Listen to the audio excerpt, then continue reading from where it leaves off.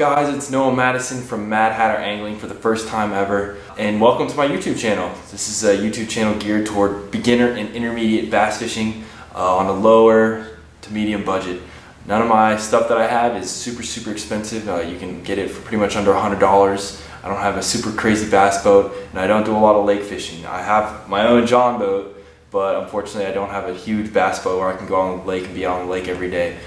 So this is stuff people can do every single day, no matter where you live, anything. You can do this stuff whenever you want, and it's relatively cheap and relatively easy. So I'm going to go over what I have for rods and reels and what their prices are, and then I'm going to show you guys a little bit of footage of me fishing a pond right outside my neighborhood, colored, but you'd be surprised at what you can catch in some of the ponds around your neighborhoods. Alright, so the first rod and reel I ever bought, bait caster rod and reel I ever bought, is this one right here.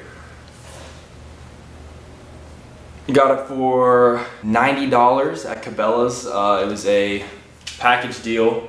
Came with the reel on top of it. The reel is an Abu Garcia Black Max 3.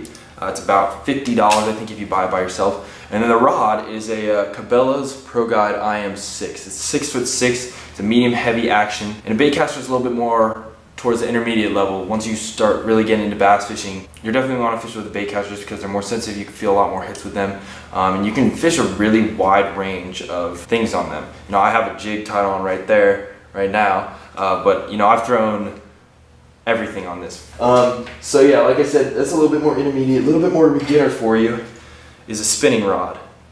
I did not get this in the package deal. I actually got this rod separate, but I like the Pro Guide IM6 that I bought for my bait caster, so I decided to get one for my spinning rod too. So that's what that is. About 60 bucks at Cabela's, I think, 60 or 70. And then the reel is the first reel I ever bought with my own money. It's a Daiwa Crossfire. It's a, let's see what we got. Yeah, I don't even know.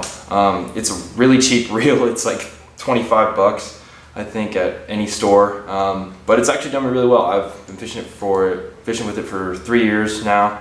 I haven't really had any huge issues with it. I dropped it on the ground a few times and it's pretty scratched up, and it's actually held up very well. And then this rod is a medium heavy. It's a 2-piece, and it's got a fast action tip, so it's really flimsy. And the only thing I really fish on spinning rods are Senkos and lighter tackle. You know, like I fish for smallmouth a lot, so I throw rooster tails and all kinds of funny stuff on here, but this is really all around. I mean, you can literally throw anything with this. You can even catfish with it if you want, but like I said, it's bass fishing, so I've thrown everything on here. And then the third setup I have, I just bought for $100 at Field & Stream. It came together. The rod is a Fenwick Nighthawk. It's 7 foot, medium heavy, fast action tip. This rod is really good for throwing crankbaits, and sometimes I throw frogs on it. Anything that you want to have a really sensitive movement on, a really delicate presentation, is really good with this rod. And then the reel is a Fluger Black something. I don't even know what it's called. It's a 6:4 to 1 gear ratio, and it's actually done me really well. I just bought it, so I put fluorocarbon on it. And for you beginners out there, if you ever decide to buy a bait caster, buy fluorocarbon just because it's extremely cheap in the first.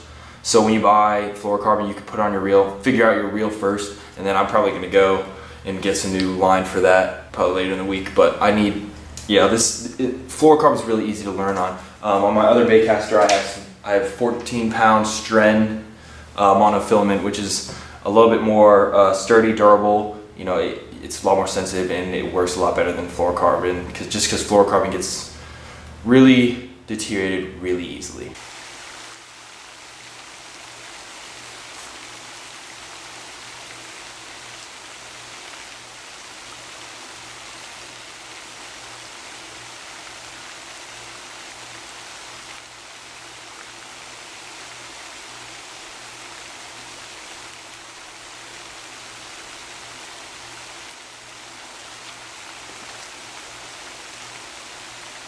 Dad.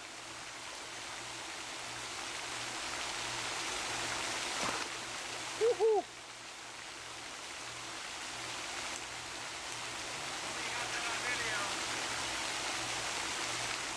Right there on that Jawbone frog absolutely choked it.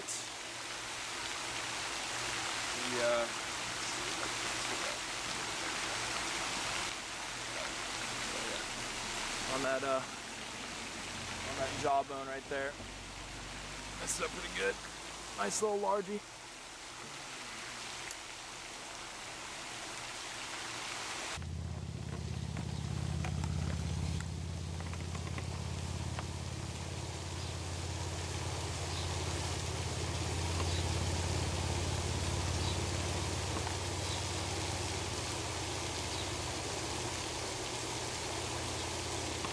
Way slower. Try to come to that point over there.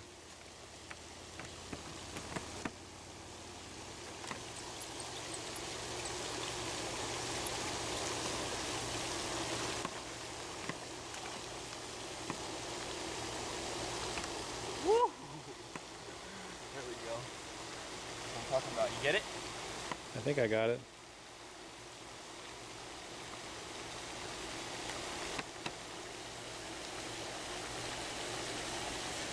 On that ribbit. Absolutely choking it.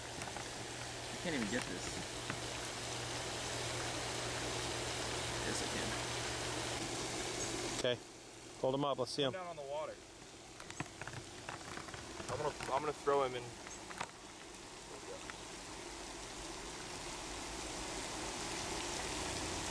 That's sick. There he goes.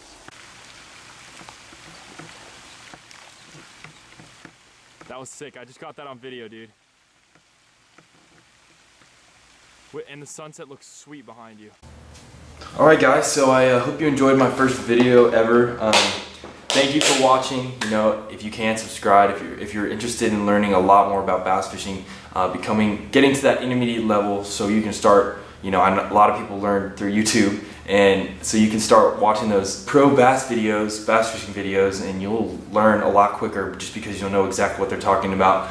It makes it really simple, it makes it really easy, a lot easier to follow along. So once you get to where I am, you know, I like to call myself a pro, but I don't have all the expensive equipment, and I think for me, you can still catch the big fish in a pond on cheap tackle. So like I said, thank you for watching. If you're interested in learning more about intermediate and beginner bass fishing, hit the subscribe button. Have a good one.